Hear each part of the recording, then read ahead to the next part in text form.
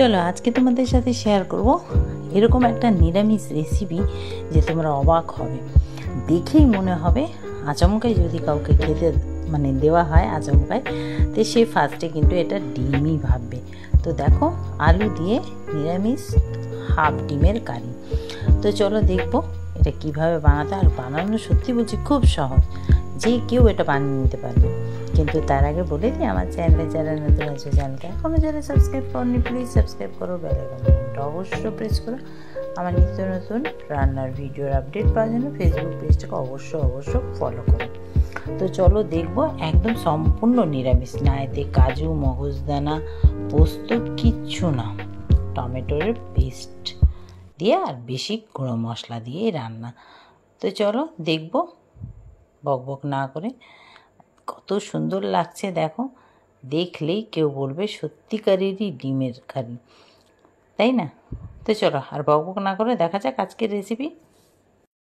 আজকে তোমাদের সাথে শেয়ার করবো নিরামিষ দিনে এরকম রেসিপি হলে আর কি চাই। তো এখানে কিছুটা আলু, দেখো বড় বড় যে আলুগুলো হয় সেগুলো নিয়েছি, আর মাঝখানের পোর্শনটা বার করে নিয়েছি। তো কীভাবে বার করবে সেটা আমি তোমাদেরকে দেখিয়ে দিচ্ছি। তো এরকম যতটা ডিপ করে বার করতে পারবে, যতটা গর্ত হবে তত ভালো, কিন্তু হ্যাঁ এমনভাবে বার করে দিও না যাতে নিচের পোর্শনটা কেটে যায়। তো যাই হোক, এই দেখো বার করে নেবো এইভাবে। তো এই দেখো বের করে নিয়েছি। চলো এগুলোকে ধুয়ে নিয়ে আসি। চলো আলুগুলো ধুয়ে উল্টে দিয়ে রেখেছি এক্সট্রা জল ভিজিয়ে। আর এই দেখো আমি ছোলার ডাল আর মটর ডাল ভিজিয়ে রেখেছিলাম আগে থেকে, এটাকে পেস্ট করবো। চলো সেটাকে ঢেলে নিচ্ছি। চলো এবারে এই মিশ্রণে দিয়ে দিলাম হলুদ গুঁড়ো, লঙ্কার গুঁড়ো, জিরে গুঁড়ো, হিং, নুন, চিনি দিয়ে মিশিয়ে নিচ্ছি। চলো মিক্স করে নিলাম, এবারে ভরবো। আচ্ছা পুরো ভালো করে ঠেসে ভরবো না, এরকম হাফ যেন দেখা যায় এইভাবে। আর এইভাবে ভরে নেব। আর আলুর ভেতরের যে অংশ সেটা আমি রেখে দিয়েছি, অন্য সবজিতে ইউজ হয়ে গেছে। ডিমের মতো লাগছে না? এবারে ভেজে ফেলবো। এই দেখো তেল গরম করে নিয়েছি, এবারে লো ফ্লেমে এগুলো ভাজবো। এই দেখো এবারে এগুলোকে লো ফ্লেমে আস্তে আস্তে করে ভাজবো। চলো এবারে আস্তে করে উল্টাবো।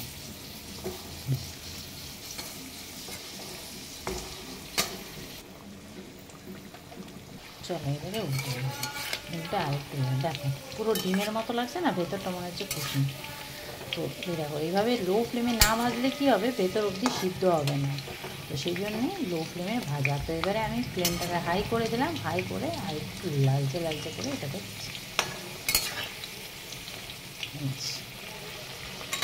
পুরো ডিম।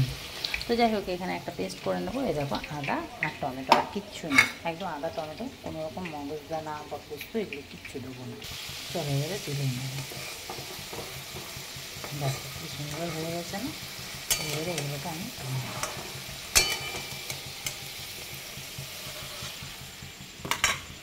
এগুলো আমার ভাজা হয়ে গেছে।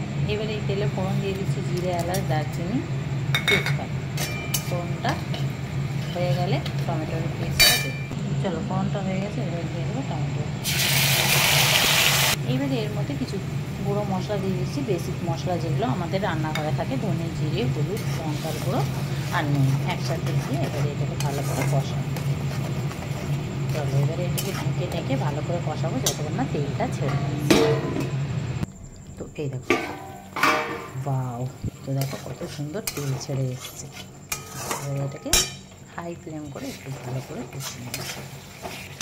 তো এবারে দিয়ে দিচ্ছি দুটো কাঁচা লঙ্কা,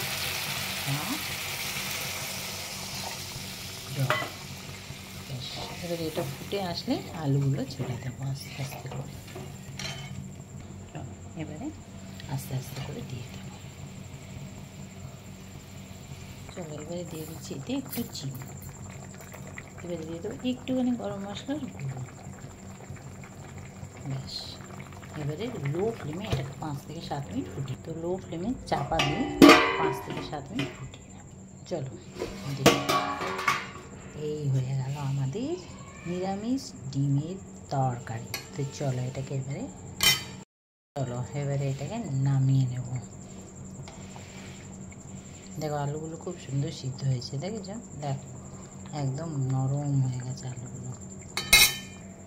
এই দেখো দেখে মনে হচ্ছে না পুরো ডিম, হাফ ডিম। তো এই নিরামিষ ডিমের তরকারিটা তোমাদের কেমন লাগলো অবশ্য কমেন্ট করে জানাবে। নিজেরাও একবার বানিয়ে খেয়ে দেখো, এটা রুটি ভাত সবের সাথেই তোমরা খেতে পারবে। আর খুবই টেস্টফুল হয় নিরামিষ একটা এরকম রান্না। দেখলে কেউ বলবে না ফার্স্টে যে এটা আলু দিয়ে করা, আচমকাই যে দেখবে সেই ভাববে যে এটা ডিমের তরকারি। তো আশা করছি আমার আজকের রেসিপিটা তোমাদের ভালো লেগেছে। রেসিপিটা ভালো লাগলে লাইক শেয়ার করো, পেজটাকে ফলো করো, ইউটিউবটাকে সাবস্ক্রাইব করতে একদমই ভুলো না। তো চলো আজকের জন্য এই পর্যন্ত, আবার আসছি খুব তাড়াতাড়ি নেক্সট ভিডিও নিয়ে। সবাই ভালো থেকো, সুস্থ থেকো। আর এটা তোমরা ভাত রুটি পরোটা সবের সাথেই খেতে পারবে।